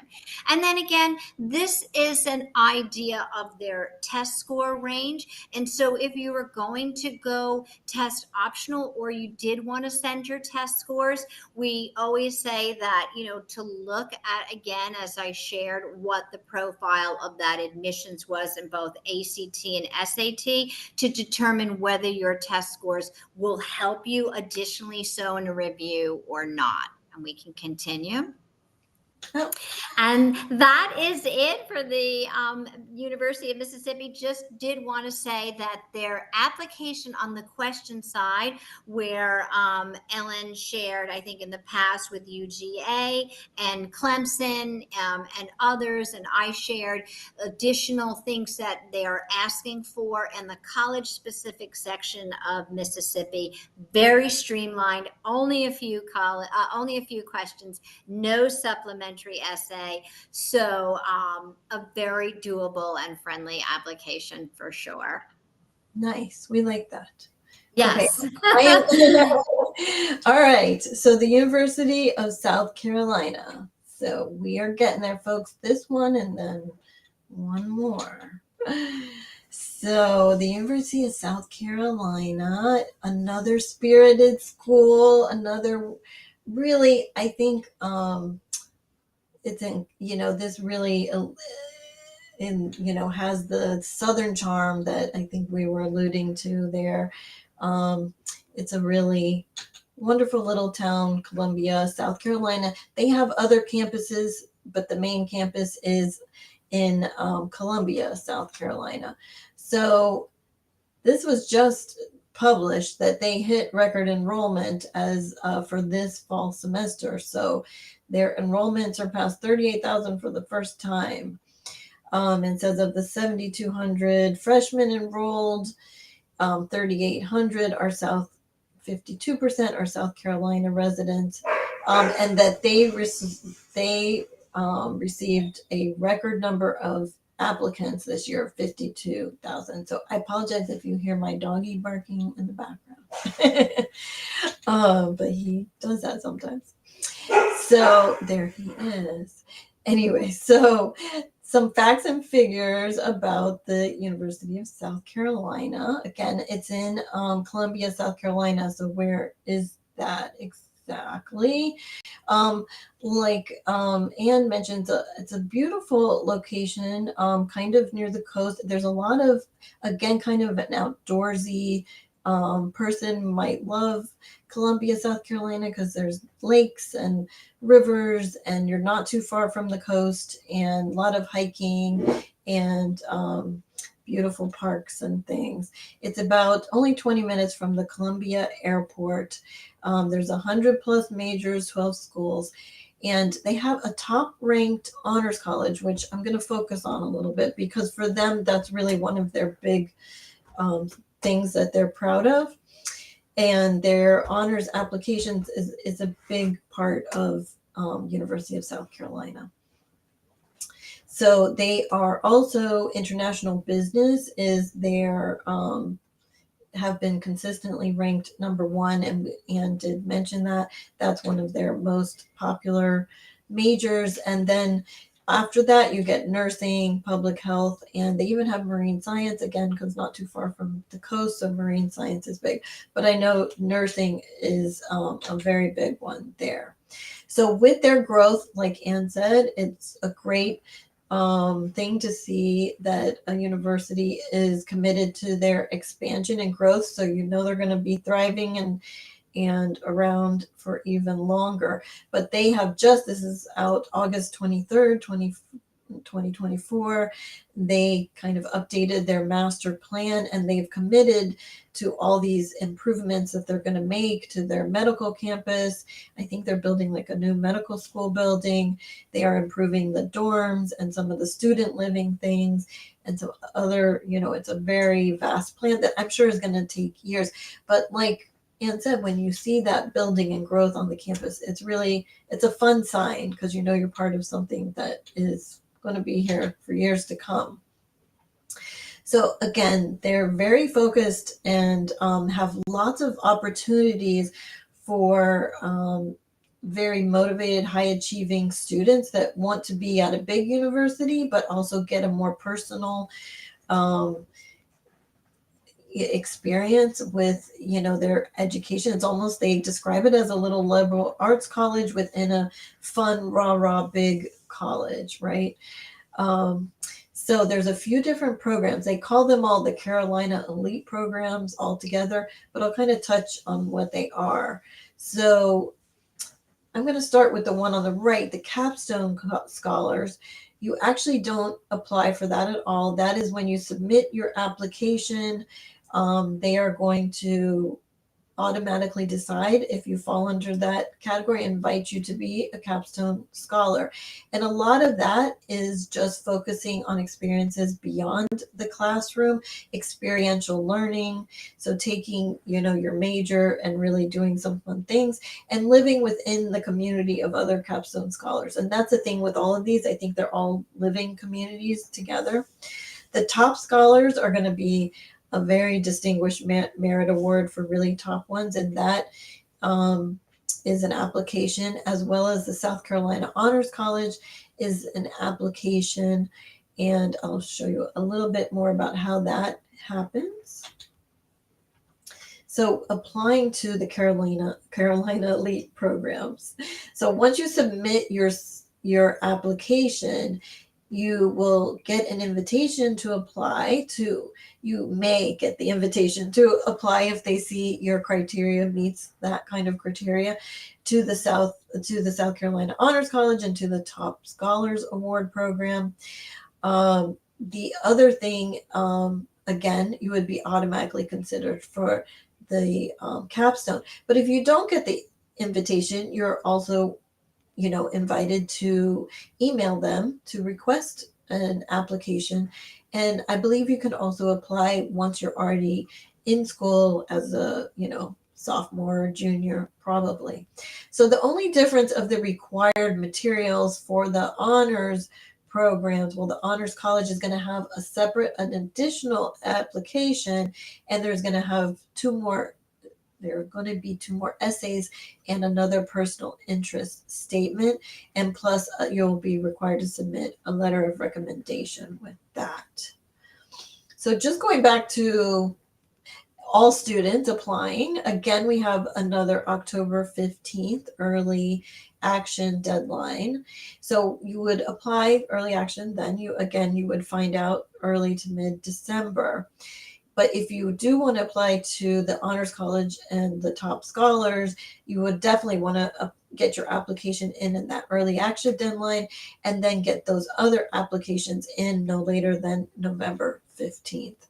The regular decision, if you miss those deadlines, moves to December 1st.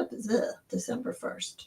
And I believe it says you could have your materials would be due by January 15th even. So you have a little leeway there. So I wanted to just point out, so on the Common App, you'll see the Honors College question. So if you are interested in that Honors College, you would want to say, yes, I want to receive that. And then after you submit your application, you will find you always want to follow up with your portals, right? So your portal will show you, will be the place where you'll probably get that application, and always check your emails. So it's always important, whether it's University of South Carolina or whatever, make sure that you answer these questions. Of course, it's a required question.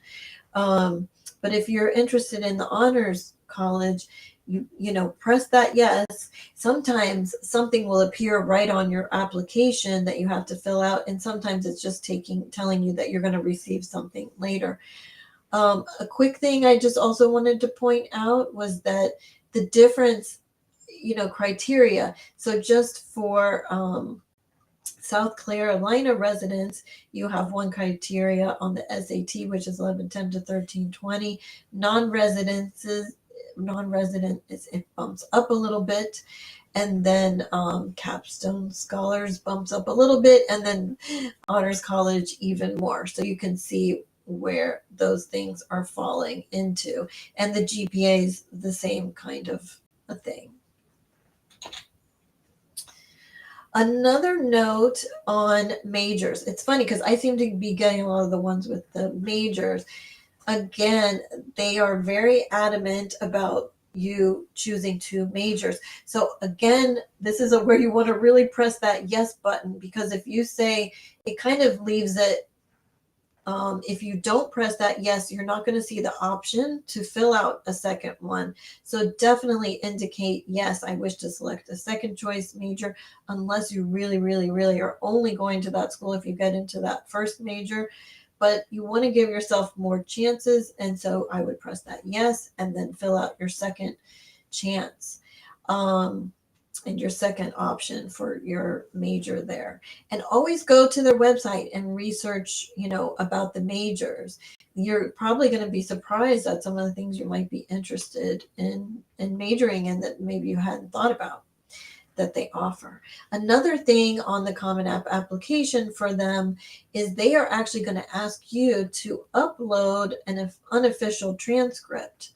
And that's a little bit unique to University of South Carolina. So make sure it's a very clear, clean copy, scanned and uploaded, and you can preview it, of course, on the Common App and just make sure it's legible. But they say it helps them, you look at your application quicker. So required materials for them, again, the standardized test, your SAT or ACT, is strictly optional, as we've mentioned with the other ones. And they will look at your essay and your activities on the Common App. Again, they emphasize that put your choice of major. And I just wanted to do a quick mention, if you are a South Carolina student, it's a wonderful benefit if you're ranked in the top 10% of your high school class.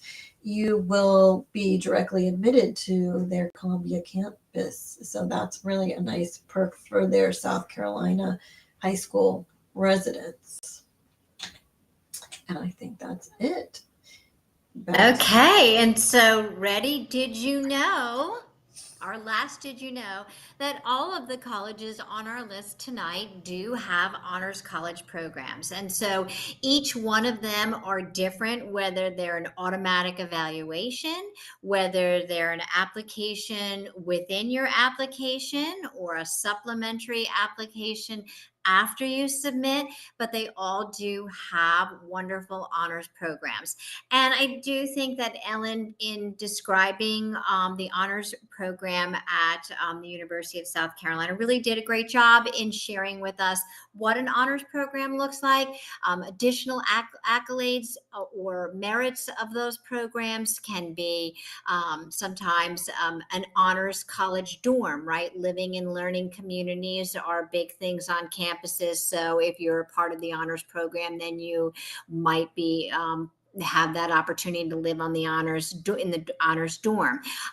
Additionally, you may have first dibs for signing up for classes or earlier opportunities for research or internships and more program opportunities. So there's definitely a lot of again, merit to considering whether your profile aligns yourself with an honors program. Maybe it's having that opportunity for increased academic opportunities within a college. And I think it's a great opportunity to consider and put your name in the hat for some of this.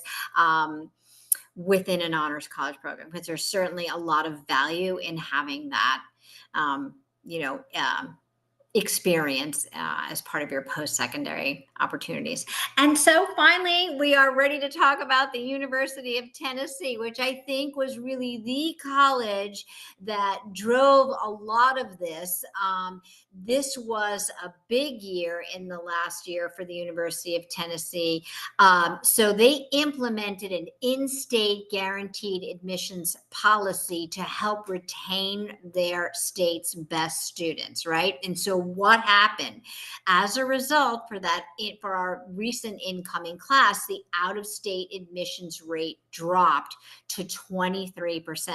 So now this is kind of an interesting thing, because do colleges tell you that this is going to happen as this is coming up? Sometimes we know this and sometimes we don't, right? So sometimes colleges don't publish exactly what they're looking for or what changes they are are happening in admissions at that time. So they may tell us, yes, we are going to be looking, we're instituted a we've added a policy now. We're in our review. We're looking to maintain our our own state student population to the best we can, but we don't know how that's going to drive the application process. So here we are, just kind of going about the stats from the previous year and aligning ourselves with that. And then suddenly noticing that this year that a lot of students did not get the admissions decisions that they thought they were going to get. So this was a very interesting read by this college for this year. But listen, this makes a lot of sense because for students staying in state for the University of Tennessee on the Knoxville campus, or for those students who are applying from out of state, it is the #1 public university in Tennessee, 900 plus programs of studies, study abroad programs, top producer of Fulbright Award recipients, university research. So lots of accolades for the college and reasons to want to attend the University of Tennessee. Let's move forward. And then again, this sort of talks a little bit about their application growth. So, right, the college itself was just even shocked by what was happening in real time. And this has been happening to a lot of colleges. But by the time their December 15th deadline came around last year, they had already received 48,000 plus applicants. This was a huge deal for them. And then by the end in 2024, they had that was in 2023. So in 2024, when that deadline, or what they anticipate would be that increase of 57,000 applicants. So the in-state application increased, and then the out-of-state application pool increased. So this was quite a stir, right? And you're going to hear this when Judy Rabinovitz talks in her presentation next week about the rise in application and the applicant pool and for our Florida State universities. And that was even more so, I think, with Florida State University, FSU. Very similar to the same pattern that we're seeing here. So they ended up admitting, though, right, even with that, an out-of-state admissions rate was still a little bit higher, but it was a significant decrease in what they had over time. And their in-state was still pretty high because they were driving that. And so I think that's going to really impact what happens this year. So that's a little maybe foreshadowing, or we're going to see, because they just sort of went through that. So now we'll see where this goes. The University of Tennessee is known for their top-ranked engineering programs. Princeton Review names it as a best value college. Oh my goodness, the music program, College of Music, definitely a very well-known institution for music majors. So they have quite a few things in mixed, diverse majors and things happening on their campus, academically wise.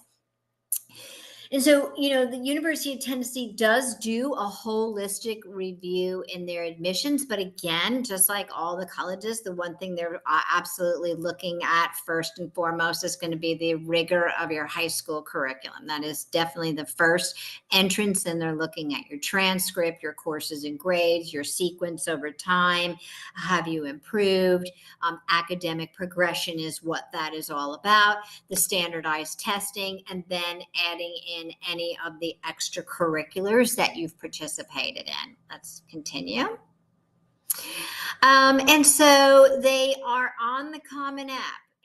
And they also have their own institutional application. It's the Go Vols. That's what they're known for. Their name, the Vols.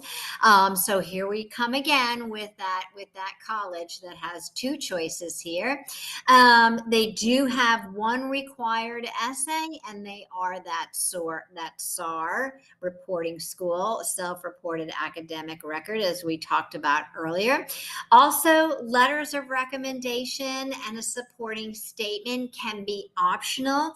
And I think Ellen touched on this earlier. Whenever we see something optionally, so we always encourage applicants to take advantage of any opportunities they can to add any additional support to their application, whatever that looks like. Always take advantage of those opportunities. And we'll continue. And I think this is kind of a neat thing too that I wanted to highlight in looking at colleges and certain majors and programs. Ellen talked a lot about in the colleges she shared about major specific requirements or being evaluated for certain majors or declaring those majors. But I think it's really important once you do decide that to go into the website and really look at what it is you need for that. So for example, if you were applying to the University of Tennessee's architecture and design program, a portfolio is not required, but it is strongly recommended. Again, here we go with that sort of optional, and we hear that nod toward recommended, probably something you should be doing. If you are applying to the College of Music, that means that you may be, for some of their majors within that department, you may be required to audition or interview. So you need to know what that additional requirement looks like and how to prepare for that. The other part of this, kind of on the heels of what Ellen says, is that if you were applying to their College of Nursing, the College of Nursing are required to include their standardized test scores as part of their application. However, they do take in a wide range of factors.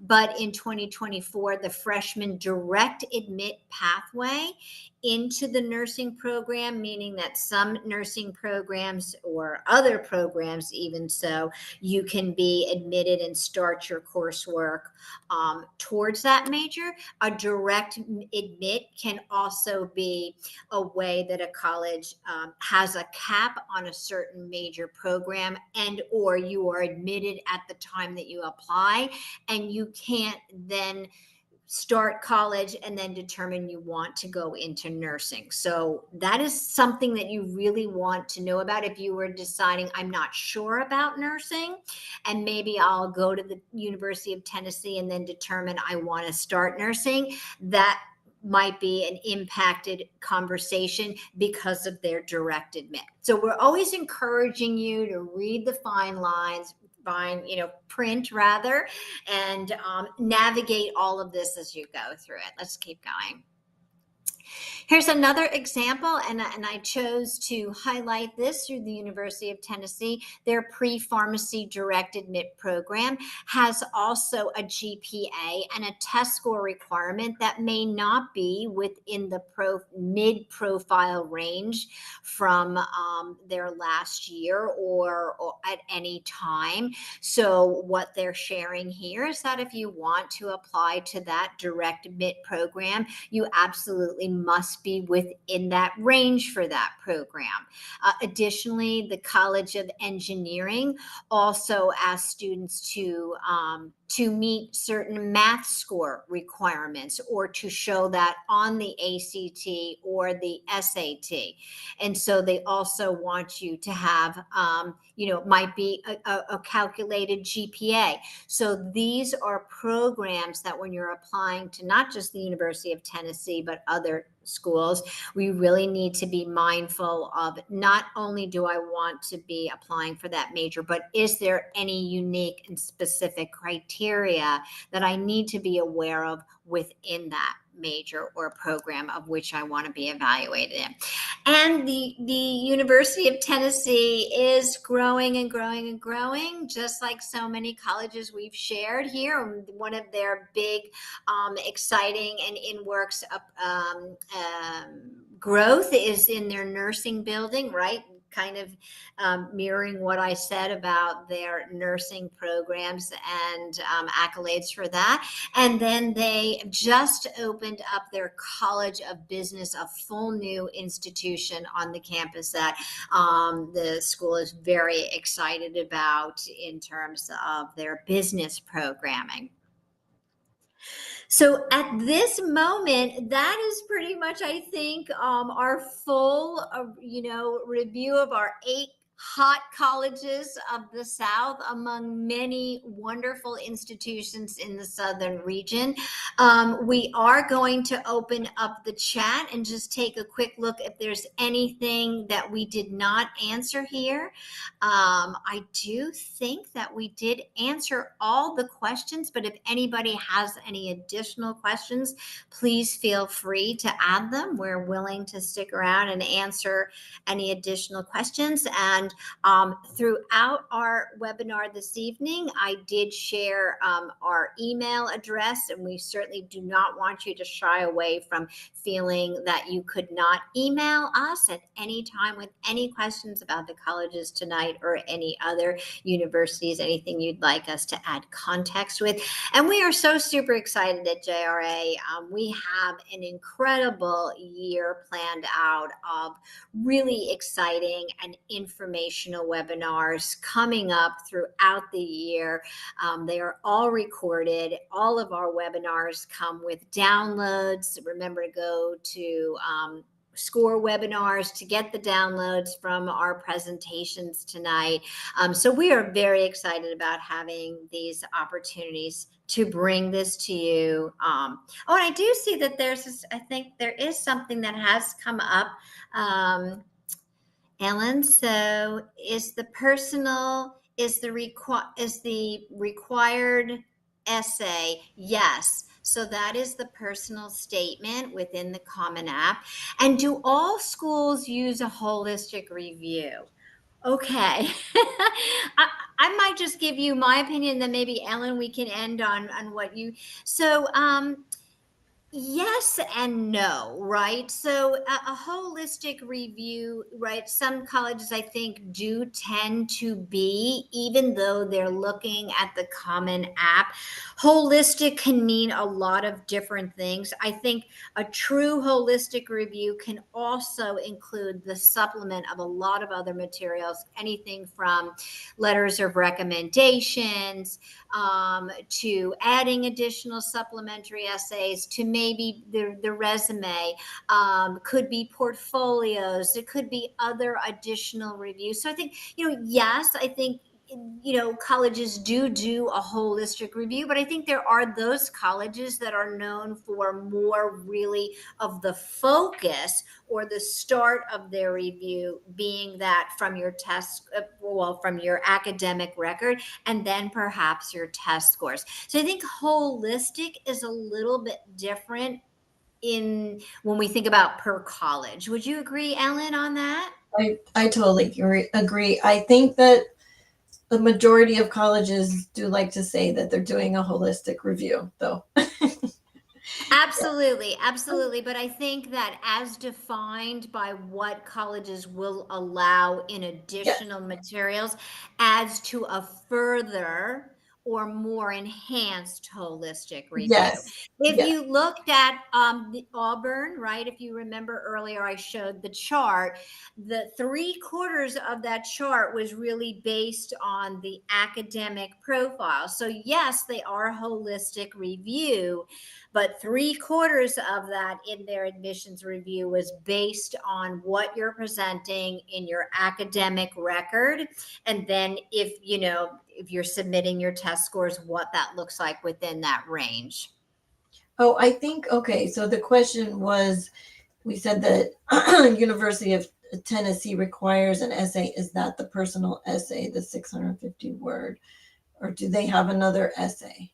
Is that what you're asking? So no, they do not. So in their essay, that would be that is the comment. So that's a great question because it's called several things. It's the personal statement, the Common App essay, but it is all that same 650 word essay response that you are referring to. Mm-hmm. Yeah. Good questions. Yeah, they were really good questions.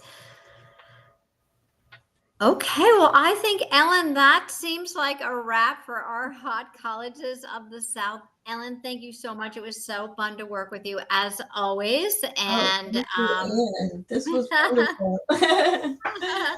all right, we look forward to seeing all of you again for our future webinars. Thank you so much and have a wonderful evening.